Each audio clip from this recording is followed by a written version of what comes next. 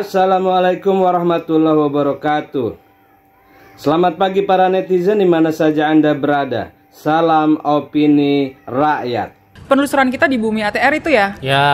Di aplikasi Bumi ATR ternyata pagar laut itu di wilayah pagar laut yang sepanjang 30 km itu sudah ada HGB-nya, Kang. Oh, oke. Ya, jadi terutama di daerah Kohot, desa Kohot gitu loh. Jadi kan kita ngecek ya di aplikasi Bumi ya.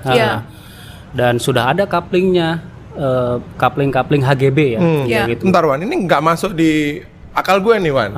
Gimana satu daerah pesisir atau masih laut gitu ya, ada HGB-nya gitu loh. Ini sudah ada alas H di atas laut nih. Di atas laut nih sekarang posisinya. Seberapa banyak nih yang kalian temukan? Apakah itu baru peta-peta di gambarnya atau mungkin ada luasan, keterangan luasan yang sudah di coupling gitu ya? Itu bentuknya petak-petak dan banyak petak-petaknya itu. Informasinya apa? Ada koordinat, kemudian nomor HGB-nya, kemudian juga luasannya. Berapa luasnya? Ini yang perlu dicek satu-satu dan dihitung ya. Cuma ada informasi ya ratusan hektar, informasi yang kami peroleh ya. Total ya itu. Kalau petak-petaknya kan berbeda-beda setiap HGB luasannya. Besarnya beda-beda lah ya. Dan yang menarik adalah berdasarkan putusan Mahkamah Konstitusi ya MK, sebetulnya tidak boleh ada hak di atas laut. Tahun 2010 ya. Tidak boleh ada hak di atas laut. Ini sudah ada hak di atas laut. Ini gimana, ajaib kan? Nah ini makin menarik ini hak di atas laut. Oke. Artinya kan BPN terlibat, kemudian juga institusi Pemda yang lain kan terlibat, karena kan itu harus ada berdasarkan tata ruang kan, lain kira-kira kayak gitu. Halo, jumpa lagi di Bocor Halus Politik bareng gue Raymondus Rikang, gue Erwan, Cica. Halo. Comeback. Udah lama nih ya? Ya, Ayah udah lama nggak di sini nih. Kelihatan orang pik 2 ini. Tahan dulu Wan. Erwan sudah spill dikit itu tadi. Pik 2. Kita ngomongin apa ini? Apa kita kelihatan kayak pemilik di pik 2 kan? Enggak ngomongnya kayaknya ya. Pakai Ayah dong. Ayah tinggal di pik 2. Ayah tinggal di Ciomas. Gak cocok. Oke, pik 2 berarti ini soal rame-rame ya, Ci, Wan ya. Rame-rame pembangunan pagar yang sangat misterius. Pagar makan lautan. Nah, tidak hanya pagar makan tanaman yang misterius, tapi pagar makan lautan. Jadi ada pagar laut di sekitar pesisir utara Jakarta. Banten ya. Ya, di Jakarta dan Banten ya, di laut di utara Jakarta. Kita sudah ngapain nih untuk menelusuri ini? Gitu kan. Sebelum itu kita sudah ngapain nih untuk menelusuri siapa atau ini siapa kira-kira di balik ini dan untuk apa adanya pagar laut ini? Siapa nih mau cerita nih? Erwan aja kan, kita mau biarkan Erwan aja ngomong hari ini. Ayo Wan, jadi kita sudah ngapain dan mungkin gue dengar kemarin Egy kan sudah ikut ya 3 hari. Masih di sana dia. Masih di sana ya. Masih di sana. Harusnya. Nah, Egy sih sudah ke lapangan ngecek ya. Dia juga ngecek pagar lautnya di sana menggunakan kapal nelayan ya. Sempat muntah tuh dia tuh. Kapal laut juga kawan kita ini. Mabok ya. Biasa naik gunung kemudian main di laut kan. Naik kapal. Iya, naik kapal kan jadi mabok karena terombang-ambing ya selain hatinya. Nah, di sana dia juga menemui warga ya. Menurut warga, jadi sekitar di akhir Oktober ya, terutama di desa Oktober 2024. Ya, terutama di desa Kronjo ya, itu warga suka dikejutkan oleh banyaknya truk yang masuk ke desa dia dengan membawa bambu. Oke, lalu lalang lah kira-kira kayak gitu. Dan jalanan itu melewati juga yang lucunya itu pos Satpol Lairut. Satpol, oke. Satpol Lairut itu kesatuan polisi ya, yang menjaga perairan ya. Nah kan pertanyaannya, masa sih truk lalu lalang sebesar itu gak tahu itu tuh Satpol Lairut. Nah warga kemudian juga bertanya kan, aneh kan, wah ini kok kenapa, buat apa? Kemudian ditanya, ternyata buat menancap bambu untuk ditancapin di laut. Katanya untuk menahan abrasi. Gitu. Kemudian si beberapa warga ini ditawarin juga pekerjaan dan juga dijanjikan uang lah. Kemudian juga penasaran, ini siapa sih kayak gitu.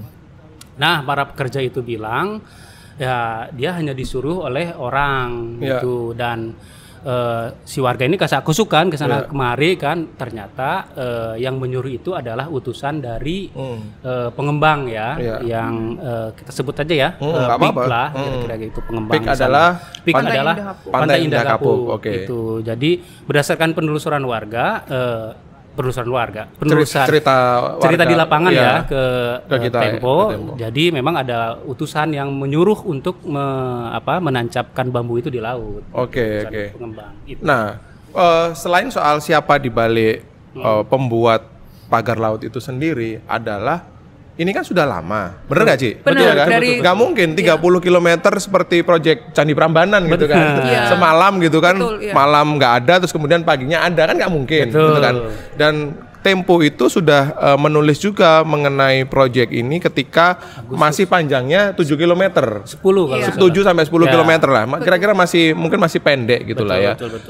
Itu kalau nggak salah mungkin setahun lalu lah ya, kira-kira begitu sudah menulis itu. Artinya ini kan proyek bukan semalam, tapi kemudian setelah viral lagi-lagi nih kebijakan karena viral ditutup oleh Kementerian Kelautan dan Perikanan, disegel ya. Iya, disegel lah ya, dihentikan dulu proyeknya sampai kemudian ketemu siapa pemiliknya. Belum dibongkar kan, Wan? Belum. Nah, sampai kemudian berapa miliar ya itu dia. Ini bener nggak sih proyek yang baru sebentar sih, atau ya itu tadi sudah lama terus kemudian ada pembiaran di sini oleh kementerian-kementerian atau lembaga yang berwenang dalam menangani soal kelautan. Gue sama Erwan cek ke beberapa instansi dan juga narasumber dan juga beberapa narasumber yang juga adalah koleganya PIK lah ya, kolega dekatnya pengembang PIK itu. Memang sebetulnya proyek ini itu sudah mencuat sejak pertengahan 2024 sebetulnya. Nah, Ombudsman sendiri sudah mengecek ke lokasi itu sejak Oktober, Kang. Oktober 2024. Dan Ombudsman sudah memberikan semacam rekomendasi untuk ditinjau ulang gitu, karena Ombudsman itu mendapatkan laporan dari nelayan kalau mereka tidak bisa melaut. Menteri Kelautan dan Perikanan Sakti Wahyu Trenggono meminta agar pagar bambu sepanjang 30,16 km di Laut Tangerang tidak dibongkar. Trenggono menyebut pagar tersebut termasuk barang bukti dalam penyelidikan yang sedang dilakukan oleh KKP. Ia menegaskan bahwa pembongkaran seharusnya dilakukan setelah diketahui siapa yang bertanggung jawab atas pemasangan pagar tersebut. Hingga saat ini, KKP masih menyelidiki pemilik pagar laut misterius tersebut. Pernyataan ini disampaikan Trenggono di Pantai Kedonganan, Jimbaran, Kabupaten Badung, Bali pada Minggu 19 Januari 2025. Penyelidikan ya, kita tahu siapa yang memasang, karena kalau sampai belum dapat kan, kemarin beberapa dari media kita mendapat informasi kan katanya perkumpulan nelayan, ya itu sedang kita panggil terus, sudah berapa kali dipanggil oleh dirjen yang menangani ini, dirjen PSDKP, tapi belum datang. Sebelumnya, pada Sabtu 18 Januari 2025, 3 pasukan khusus TNI AL terlibat dalam pembongkaran pagar tersebut di perairan Tanjung Pasir, Tangerang. Ketiga pasukan TNI AL itu adalah Komando Pasukan Kata, Kopaska, Marinir, dan Dinas Penyelamatan Bawah Air. Komandan Lantamal 3, Jakarta, Brigjen Marinir Heri Indarto, menjelaskan bahwa pelibatan personel TNI AL bertujuan mengukur kedalaman patok bambu yang sudah tertanam. Demikian saudara, apa pendapat Anda silahkan ditulis di kolom komentar. Terima kasih telah menyaksikan video ini sampai selesai. Salam hormat. Wassalamualaikum warahmatullahi wabarakatuh.